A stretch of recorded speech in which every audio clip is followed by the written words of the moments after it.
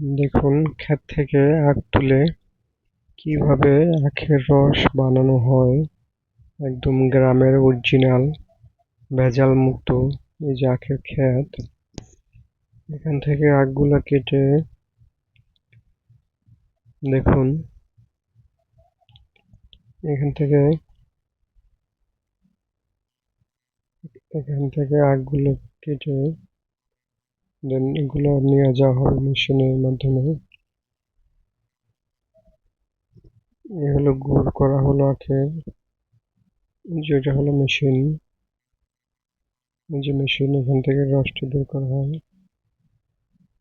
যেখানে জাল হচ্ছে, জাল করতেছে, এখান থেকে রসগুলো হবে। এই যে রসগুলো এখান থেকে হবে,